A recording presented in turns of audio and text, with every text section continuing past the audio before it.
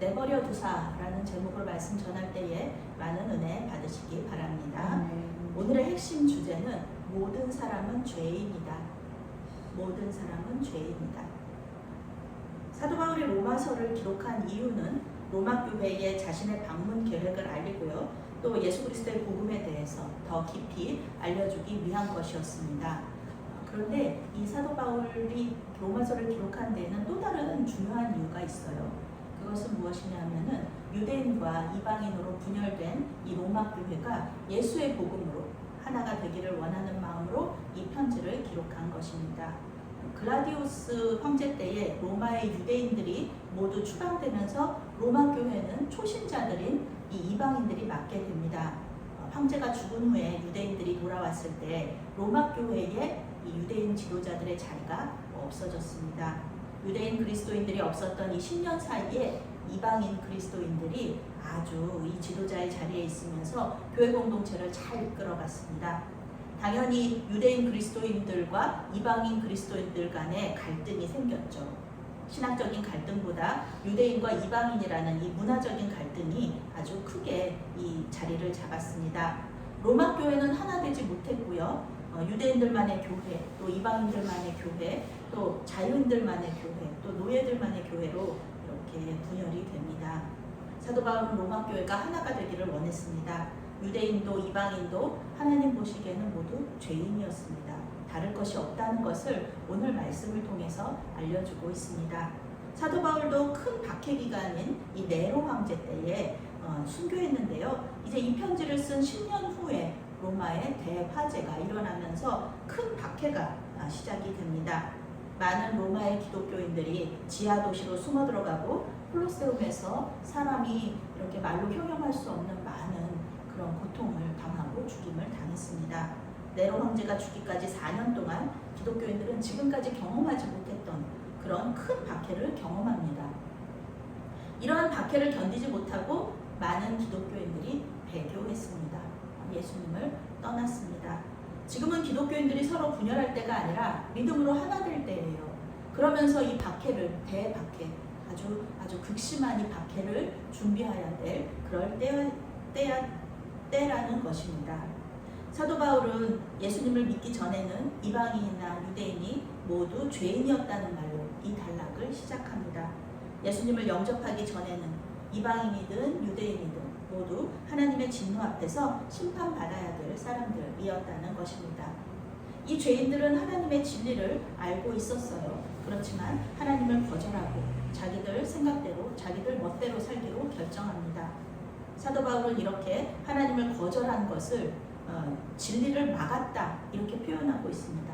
진리인 하나님을 거절한 거죠. 진리를 막았다. 성령 폐방죄입니다. 분명히 하나님께서 존재하신다는 것을 자연이나 양심을 통하여서 말씀해 주셨는데 그걸 거절한 거죠. 받아들이지 않았습니다. 온 세상의 주인, 나 자신의 주인은 하나님이라고 계속 말씀하시는데 거절한 거죠. 아니요, 나는 이 세상의 주인, 또 나의 주인은 나라고 생각합니다. 그러는 거죠. 성령께서 사람에게 죄를 깨닫게 해주셨지만 사람은 자신이 죄인 것을 받아들이지 않는 거예요. 내가 죄인이라는 것을 부인하는 것입니다. 하나님을 하나님으로 인정하지 않고 자기가 하나님으로 생각하는 거예요. 내가 하나님이야, 내가 신이야, 이렇게 말하는 거죠. 자기가 하나님으로 생각하는 것을 하나님으로 인정하는 거예요. 돈을 하나님으로 인정하면은요, 돈이 시키는 대로 하죠. 하나님이니까, 돈이 하나님이니까 난 하나님한테 순종하는 사람이에요. 난 돈한테 순종하는 사람이에요. 돈을 벌기 위해서는 어떤 일도 할 수 있어요. 결국 자신의 욕망, 자기 자신이 우상인 것입니다. 우상의 본질은 나 자신이에요. 하나님이 원하시는 것이 아니라 내가 원하는 것, 내가 열망하는 것을 하는 것, 그러면 내가 우상이죠. 하나님은 피조물을 통하여서 하나님이 존재하신다는 것을 알려주셨어요. 자연과 인간, 그리고 양심이 중요한 어떤 수단이죠. 우리에게 하나님이 계시다는 것과 하나님이 어떤 분이신지를 알려주셔요. 이거를 신학적인 용어로 일반 계시라고 합니다. 물론 특별 계시인 성경과 예수님보다는 희미해요. 하나님의 존재가. 그렇지만 하나님께서 알 수 있게 해주셨어요. 하나님께서 자신을 자연 속에서 드러내주시고 또 보여주셨기 때문이에요. 자연 속에서 하나님을 만난 사람들은 더욱더 깊은 은혜의 자리로 들어갈 수 있도록 인도함을 받을 수가 있습니다. 그런데요, 많은 사람들이 하나님을 보고서도 자연 속에서 하나님을 보고서도 하나님과의 깊은 관계로 들어오기를 거절했어요. 그러니까 성경은 예수님이 오시기 전에 죽었든지 오신 후에 죽었든지 유대인이든지 이방인이든지 하나님을 거절한 일에 대해서는 심판받을 때 어떤 핑계도 되지 못한다고 말하고 있어요. 하나님의 존재를 아는 것과 또 그 존재를 믿는 것과는 전혀 다른 문제입니다. 마귀 사탄이 하나님 계시다는 거 모를까요? 근데 심판받았잖아요. 왜요? 하나님을 하나님으로 인정하지 않고 예수님을 예수님으로 인정하지 않아요. 그렇기 때문에 그 마귀 사탄은 심판을 받는 것입니다. 성경은 분명히 착하다고 해서 구원받는 것이 아니라고 말하고 있습니다. 하나님을 믿는 믿음으로 구원받을 수 있어요. 이순신 장군이나 세종대왕이 구원을 받았냐 못 받았냐 이런 얘기를 계속 하고 있어요. 그런 것이 중요한 것이 아니라는 것입니다. 지금 이 순간에도 나는 착하기 때문에 저 사람은 착하기 때문에 구원받는다고 생각한다면 그것은 아주 큰 착각입니다. 하나님을 아는 것이 아니에요. 그게 중요한 것이 아니에요. 하나님을 믿을 때 구원의 역사가 일어난다는 것입니다. 세상 사람들은 하나님을 무시하고 자기들이 하나님이 되는 것을 아주 지혜롭다고 생각해요. 아주 합리적이라고 생각해요. 예수 믿지 않는 사람들은요, 예수 믿는 사람들을 바보 취급하거든요. 선악을 알게 하는 열매를 먹으면 하나님같이 될 수 있다고 생각한 아담과 하와처럼 어리석은 사람들이에요. 그들의 생각은 어리석고 쓸모가 없어요. 그 사람들이 아무리 하나님 없다, 나는 내가 하나님이다 이렇게 말해도요, 하나님이 계신 거는 하나님 계신 거예요.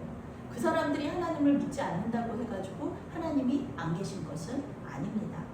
사도 바울은 하나님이 없다는 어리석고 잘못된 생각에서 죄가 시작된다고 말하고 있습니다. 성경 말씀을 믿는 것은 아주 비합리적이고 아주 비이성적이라고 비웃는 사람들이 있어요. 스스로 지혜 있다고 생각하는 사람들이에요. 강남의 큰 교회, 소위 브랜드 교회를 다니면서 그것이 스펙 중에 하나라고 말하는 사람들, 이런 사람들, 이들의 본질은 우상 숭배자들입니다. 자기 자신을 높이고 자신의 욕망을 우상처럼 섬기는 사람들이에요. 하나님을 믿으러, 하나님을 예배하러 가는 게 아니라 그 많은 사람들, 그 높은 그런 교회들의 그 공동체 안에 내가 속해 있다는 그런 나 자신을 높이고 싶은 마음, 그런 마음들이 이제 우상처럼 나 자신을 섬기는 사람들이죠. 하나님을 섬기지 않는 사람들은 결국 하나님께서 만드신 다른 것들을 섬기게 되어 있어요. 우리는 그렇게 창조되어서 그래요. 하나님께서 우리를 창조하실 때 하나님을 예배하게 창조하셨어요. 그런데 우리 안에 죄가 들어오면서 우리가 예배해야 될 이분을, 이 빈자리를 우리가 어떤 걸로 계속 채우는 거예요. 하나님으로 채워야 되는데, 우리 예수님으로 채워야 되는데 이 자리를 다른 것이 들어오는 거죠. 피조물, 하나님의 피조물로 이 안을 채우고, 얼마나 많은 우상들, 짐승의 모습으로, 그리고 자연 나무의 모습으로, 또 큰 돌의 모습으로 섬기는 사람들 많잖아요. 우리가 보기에는 그들이 어리석잖아요. 그런 돌을 섬기는 거, 돌한테 예배하는 게 어리석은데 그들은 우리를 보고 어리석다고 얘기하는 겁니다. 하나님을 거절하는 사람들을 향한 마지막 기회가 있어요. 그것은 무엇이냐면 바로 내버려 두심. 하나님께서 붙잡고 계신 손을 놓아버리는 것, 마지막 기회입니다. 마음의 정욕대로, 그래 너 마음대로 한번 해봐라, 너 하고 싶은 대로 한번 해봐라, 그렇게 하나님께서 말씀하시는 거예요. 그러면 그들의 불결한 생각, 그들의 더러운 생각이 이끄는 대로 사는 거예요. 내 마음대로 내 뜻대로 한번 살아보는 겁니다. 회개하기를 거절한 사람들이 가는 마지막 상태, 그 결과가 어때요? 그 결과가 행복일까요? 아니에요.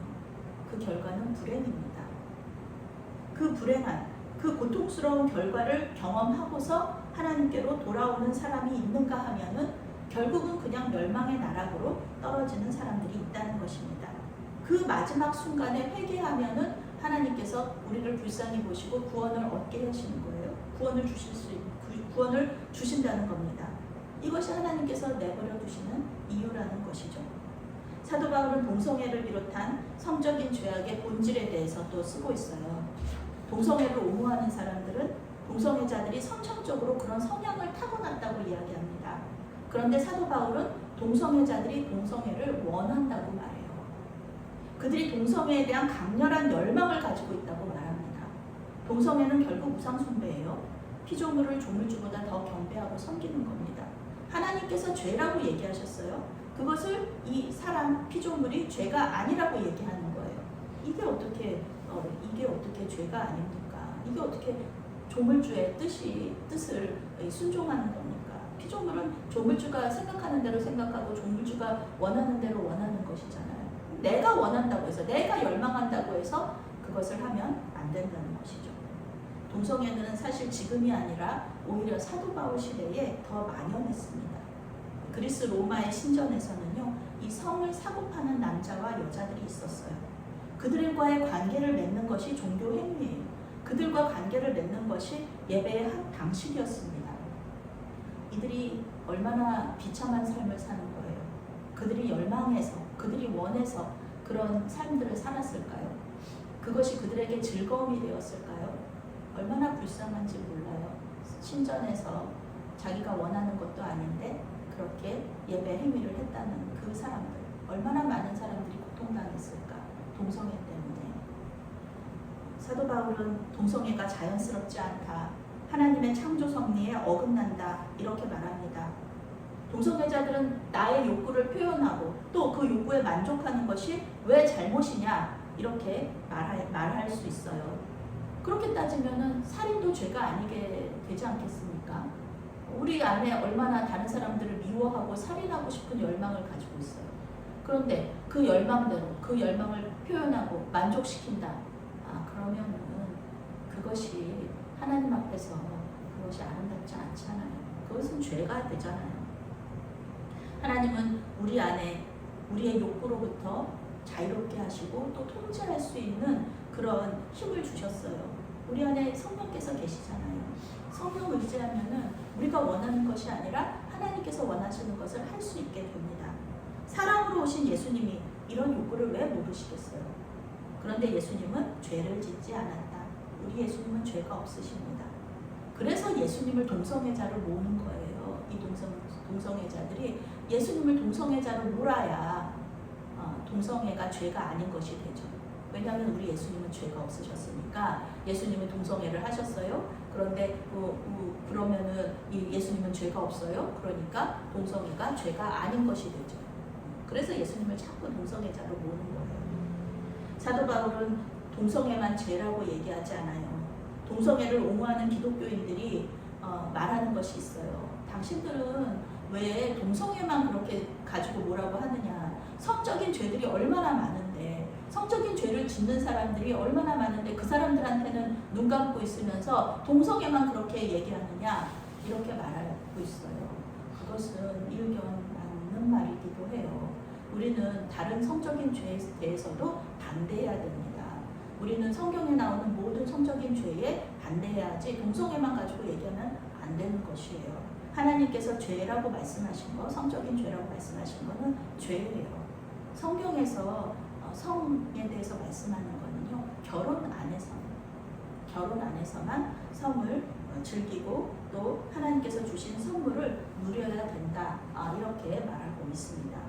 사도 바울은 29절에서 31절까지 20개의 죄악을 나열하고 있어요. 나는 동성애자가 아니니까 죄인 아니다, 이렇게 말할 수가 없습니다. 우리는 이 20개의 죄악에서 자유로울 수 없습니다. 이 모든 죄악들은 사형에 해당하는 죄예요. 우리 한번 읽어볼까요? 29절부터 31절까지 함께 읽겠습니다. 곧 모든 불의, 추악, 탐욕, 악의가 가득한 자요, 시기, 살인, 분쟁, 사기, 악독이 가득한 자요, 수근수근하는 자요, 비방하는 자요, 하나님께서 미워하시는 자요, 능욕하는 자요, 교만한 자요, 자랑하는 자요, 악을 도모하는 자요, 부모를 거역하는 자요, 우매한 자요, 배역하는 자요, 무정한 자요, 무자비한 자라. 이 모든 죄들은 사형에 해당하는 죄다. 우리 모두는 죽을 수밖에 없는 죄인이라는 거예요. 동성애하지 않아도 동성애자만 죄라고 죄인이라고 얘기할 수 없는 게 우리도 이 모든 죄에서 자유로울 수 없다. 우리가 원하는 대로 사는 것이 아니라 하나님께서 원하시는 삶을 살지 못할 때 이런 모든 것들이 다 우리가 죄라고 얘기할 수 있는 겁니다. 우리는 모두 유대인이나 헬라인이나 자유인이나 종이나 모두 예수 그리스도의 구원의 은혜가 필요한 사람들이고요. 예수님을 믿은 후에는 이 죄들과 피가 날 때까지 싸워야 되는 그런 존재들이라는 것입니다. 죄를 죄라고 인정하지 않는 사람들은요, 자신이 죄인이라는 것을 거절하고 인정하지 않기 위해서 다른 사람들한테도 같은 죄를 짓게 해요. 괜찮아, 너 괜찮아, 그거 맞아, 그거 옳은 일이야, 이렇게 얘기하는 거예요. 많은 기독교 지도자들이 이와 같은 죄를 짓고 있어요. 자기도 그 죄를 지으면서 자기가 혼자서 멸망당하지 않으려고 많은 사람들이 그 죄를 죄라고 얘기하지 않도록 다수결로 그 죄를 죄가 아니라고 얘기하는 거예요. 그런데 그게 되나요? 하나님께서 죄라고 얘기했는데 하나님 한 분이 죄라고 얘기했고 수천 명, 수만 명이 사람들이 그것이 죄가 아니라고 얘기해요. 그러면 그것이 죄가 아닌 게 될까요? 하나님 한 분이 그렇게 얘기하시면요, 그것은 죄예요. 아무리 시대가 변해도 그것은 죄는 죄입니다. 하나님의 말씀하셨기 때문에, 하나님께서 말씀하셨기 때문에 그렇습니다. 성경에 비추어서 죄는 죄고 안 되는 것은 안 되는 것입니다. 괜찮은 것이 전혀 아닌 것입니다. 하나님께서 옳지 않다고 하신 것을 옳다고 하는 사람들은 회개해야 한다는 것입니다. 하나님은 사형에 해당한다고 엄중하게 경고하고 계십니다. 오늘 사도 바울은 로마 교회에 보낸 편지를 통해서 우리가 모두 죄인이라고 말하고 있습니다. 우리 스스로 구원받을 사람은 아무도 없습니다. 제가 아는 어떤 교수님은요, 자기 할머니가 아주 착하신 분이었기 때문에 구원 받으셨을 거라고, 천국 가셨을 거라고 그렇게 말하고 있어요. 그런데 예수님을 거절한 것이 과연 착한 것일까요? 예수님 안 믿고, 그 할머니는 너무너무 착하신 분이셨대요. 그런데 예수님 안 믿고 돌아가셨대요. 그러면은 그분은 천국 가셨다고 얘기할 수 있을까요? 그 교수님은 그걸 아주 철석같이 믿고 계시는데, 아니죠. 예수님을 영접하지 않은 게 나쁜 거예요. 예수님을 영접한 게 착한 겁니다. 우리는 이 시각을 이렇게 그 성경적인 시각을 가지고 이 모든 사람과 사건을 바라봐야 됩니다. 그 착함의 기준, 그것은 하나님이 아니라 교수님이 보기에 교수님이 만든 기준일 뿐이에요. 하나님께서 자연과 양심을 통해 존재를 계시해도 믿지 않으면요, 구원을 받을 수 없습니다. 양심이 아무리 깨끗해도 구원 얻을 수 있을 만큼 깨끗하지는 못해요. 그것은 마치 모든 율법을 지켜야지 구원 받을 수 있는 것처럼 아주 어려운 일입니다. 사도 바울은 죄가 생각에서 시작된다고 말하고 있어요. 그래서 에베소서 6장 17절에서 구원의 투구를 받으라 이렇게 권면합니다. 구원의 투구는 원래 누구의 것일까요? 받아야 되는 거잖아요. 그것은 원래 하나님의 것입니다. 이사야서 59장 17절 상반절에 이렇게 나와 있어요. 공의를 갑옷으로 삼으시며 구원을 자기의 머리에 써서 투구로 삼으시며. 아멘. 구원의 투구는 하나님의 것이에요. 하나님께 구원의 투구를 받아야 돼요. 그것을 써야 잘못된 생각에서 우리가 자유로울 수 있습니다. 구원의 투구를 써야 하나님의 생각이 우리의 생각이 돼요. 그리고 하나님의 기준이 우리의 기준이 됩니다. 아무리 똑똑하고 지혜로운 사람이라도요, 그 사람이 이야기한 것이 옳다고 많은 사람들이 얘기해도요, 그 사람들은 피조물에 지나지 않습니다. 지혜로 하나님을 이길 사람은 없어요. 그리고 그 하나님의 지혜의 최고봉이 바로 예수 그리스도라는 것입니다. 구원 얻을 다른 길은 없습니다. 구원의 투구를 받아서 모든 악하고 더러운 생각으로부터 자유하며 더럽고 어두운 이 세상을 그리스도의 빛으로 밝게 만들어가는 저와 여러분이 되시기를 바라겠습니다. 아멘. 사랑의 하나님, 우리는 모두 죄인임을 고백합니다. 아무리 우리가 선하고 착하다고 해도 우리는 죄로부터 자유롭지 못합니다. 우리의 생각을 지켜주시옵소서. 구원의 투구를 우리에게 허락하여 주시옵소서. 그래서 악하고 더러운 생각에서 우리를 구원하여 주시옵소서. 예수님의 이름으로 기도합니다. 아멘.